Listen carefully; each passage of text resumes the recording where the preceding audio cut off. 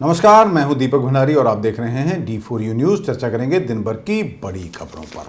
इस समय पंजाब सरकार और पंजाब के गवर्नर के बीच टकराव की स्थिति पैदा हो गई है। आखिरकार इस लड़ाई का अंत क्या होगा, पंजाब के लिए ये कितना फायदेमंद रहेगा, ये तो आने वाला समय ही बताएगा। क्योंकि पहले जिस तरह से आम आदमी पार्टी की ओर से 22 सितंबर को सेशन बुलाया गया था, इसके लिए गवर्नर की ओर से मंजूरी भी दे दी गई थी, लेकिन अंत समय में इससे 21 सितंबर शाम को गवर्नर BL पुरोहित की ओर से रद्द करने के आदेश जारी कर दिए गए। इसी को लेकर आम आदमी पार्टी खासी रुष्ट दिखाई दी, रोष मार्च भी निकाला और इसके विरोध में बीजेपी गवर्नर के पक्ष में खड़ी हो गई। कांग्रेस की ओर से भी प्रेस कॉन्फ्रेंस की गई थी। अब सबसे बड़ा सवाल यह है कि क्या पंजाब के गवर्नर ने अपनी वीटो पावर दिखा दी है और पंजाब सरकार से एजेंडा मांग लिया है कि वह बताएं कि 27 और 28 सितंबर को पंजाब सरकार की ओर से जो सेशन बुलाया गया है, आखिरकार उसका मकसद क्या है, उसमें किन किन मुद्दों पर बहस होगी। इसी को लेकर पहले मुख्यमंत्री भगवंत मान भी गर्म हो गए थे और उन्होंने कहा था कि आपका यह अधिकार नहीं है। 75 सालों में इतिहास है देश का, ऐसा नहीं हुआ कि जब कभी किसी गवर्नर ने एजेंडा मांगा हो। क्या गवर्नर सेंटर के इशारे पर चल रहे हैं? क्योंकि सेशन बुलाना विधायकों का संवैधानिक अधिकार है।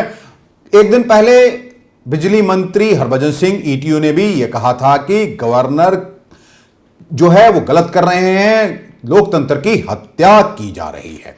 हालांकि अब पंजाब के गवर्नर बनवारी लाल पुरोहित की ओर से मुख्यमंत्री भगवंत मान को संविधान का पाठ भी पढ़ा दिया गया है कि आखिरकार उन्हें क्या क्या अधिकार हैं। यह चिट्ठी गवर्नर की ओर से मुख्यमंत्री भगवंत मान को जारी की गई है, जिसमें उन्होंने बताया है कि गवर्नर का काम क्या होता है और मुख्यमंत्री का काम क्या होता है। मुख्यमंत्री ये समझ सकें कि स्पेशल सेशन रद्द क्यों किया गया और संविधान के अनुसार सेशन बुलाने की सही प्रक्रिया क्या होती है। गवर्नर ने मुख्यमंत्री भगवंत मान से कहा है कि मीडिया में उनका बयान पढ़ने के बाद उन्हें ऐसा प्रतीत हुआ कि शायद वह मुझसे काफी नाराज हैं। उन्होंने टू मच नाराज का ये शब्द का इस्तेमाल किया है।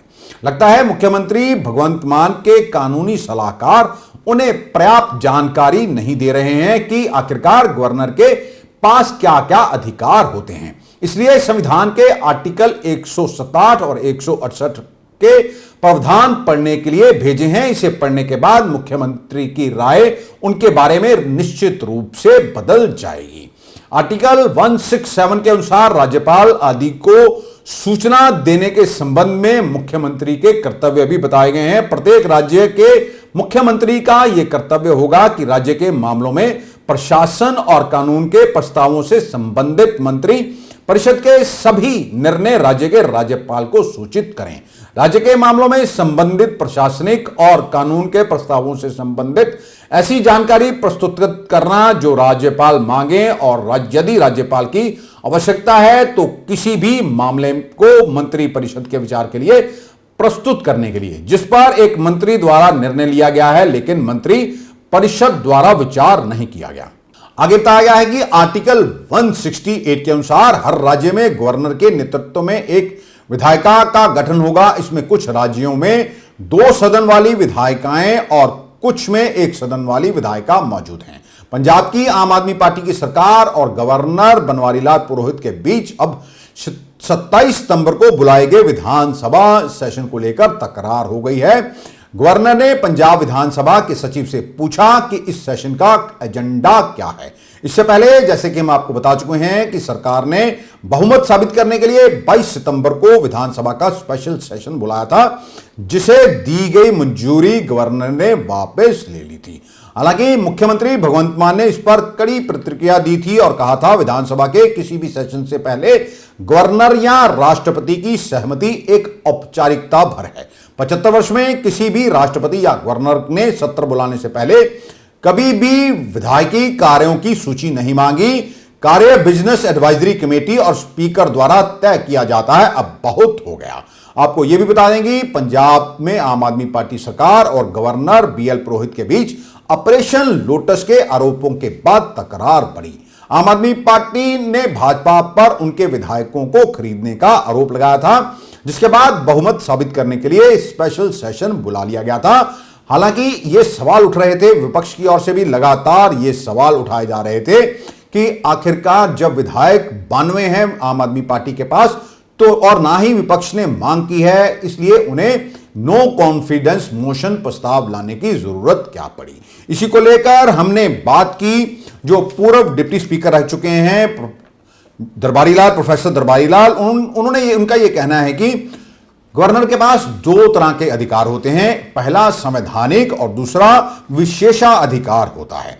अगर यह सेशन 22 सितंबर को हो जाता तो ऑपरेशन लोटस को लेकर खासी बहस होती, क्योंकि आम आदमी पार्टी के पास इस समय 92 विधायक हैं, तो जाहिर है हाउस में ये बोलते, जिससे इंटरनेशनल स्तर पर भाजपा की बदनामी होती। आम आदमी पार्टी के ये नेता कह रहे हैं कि उनके कुछ विधायक टूट रहे हैं, भाजपा की ओर से 25-25 करोड़ रुपए के उन्हें ऑफर दिए गए हैं।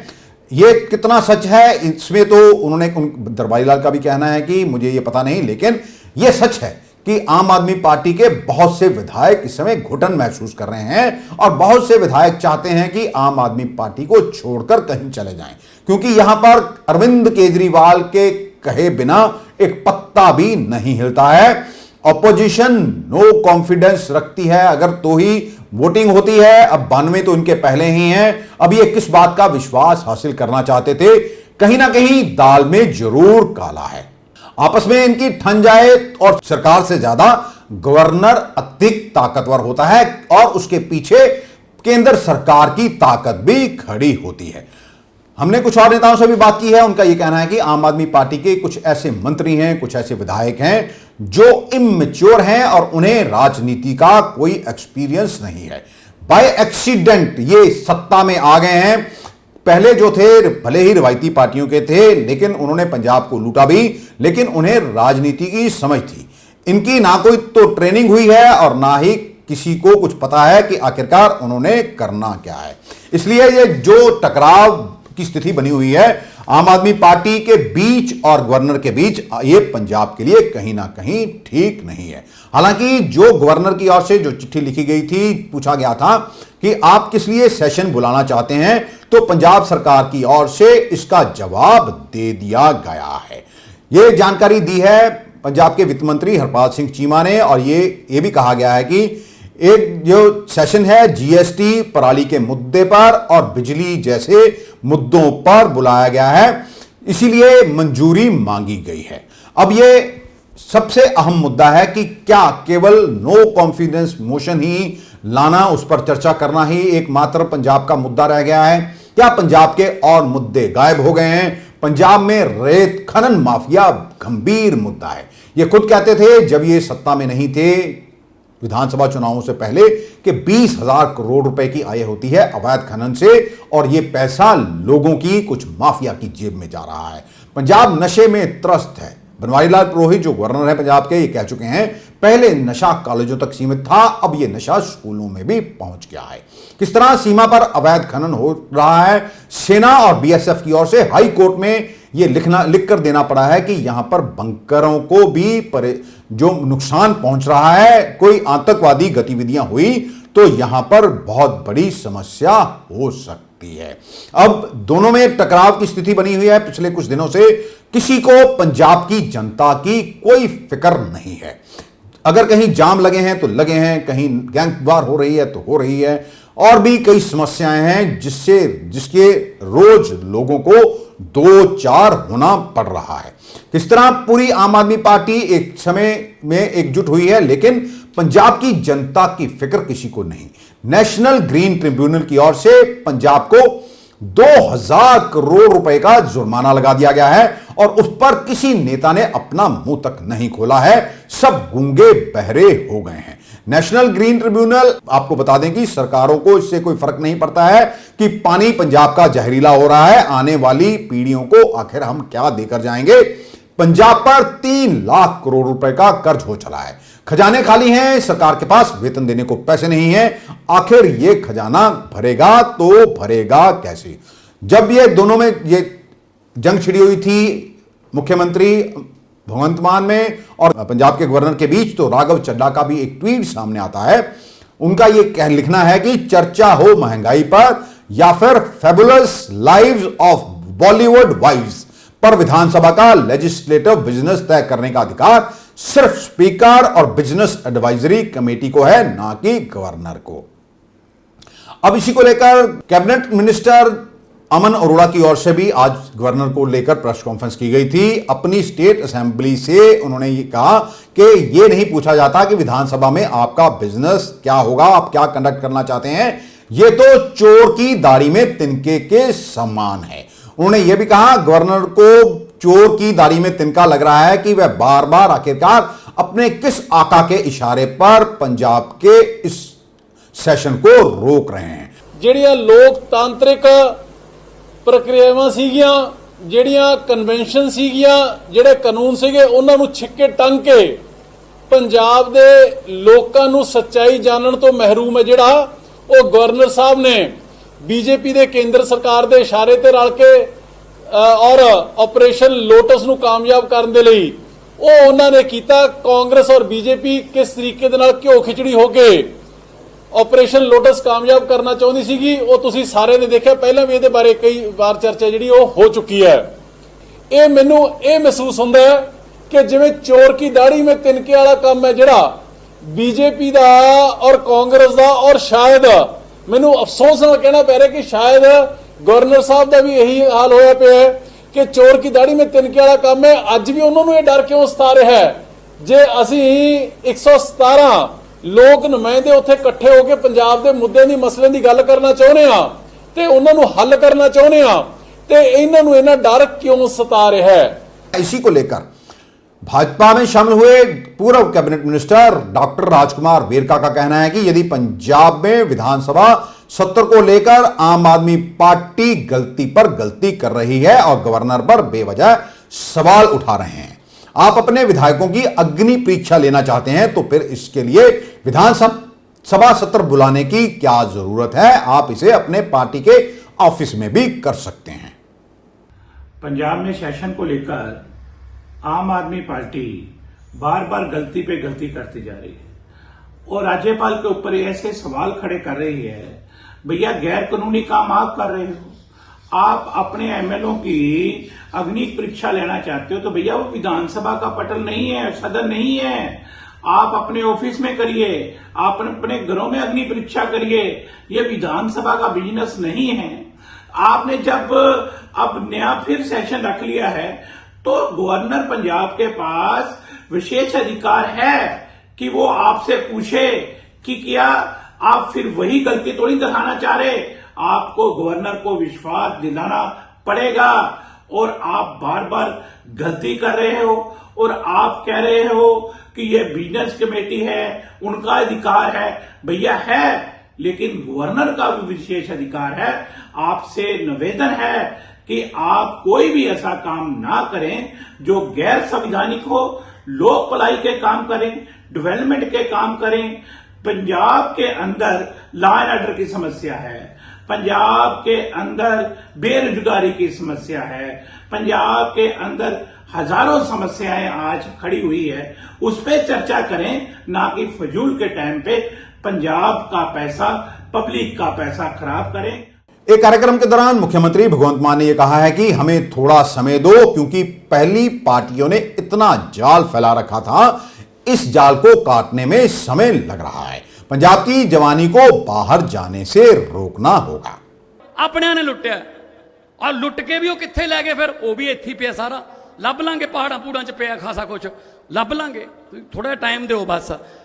पर एक एक रुपये का हिसाब होगा, चाहे 10 साल पहला लुटिया चाहे अज लुटिया। ये नहीं हैगा भी चलो कोई नहीं पहला जो हो गया हुण ठीक हो जाना। पहला वाला भी जिहड़ा तुहाडा पैसा लुटिया ब्याज समेत, वो किसी ना किसी रूप दे विच तुहाडे स्कूल वधिया होणगे, तुहाडी बिजली, तुहाडे हस्पताल, तुहाडीआं जिहड़ियां इंफ्रास्ट्रक्चर फैक्ट्रियां बहुत आ रही ने, काम मिलू मुंडे कुड़ियां नूं, इत्थे ही रवांगे। आपां अंग्रेजी दे टेस्ट जिहड़े हुंदे ने, अंग्रेजी दे टेस्ट पास करके आपां बाहरले मुल्कां नूं नहीं जाना, आपां पंजाब नूं दुबारे पंजाब बनाउणा है, पहले नंबर दा सूबा बनाउणा है।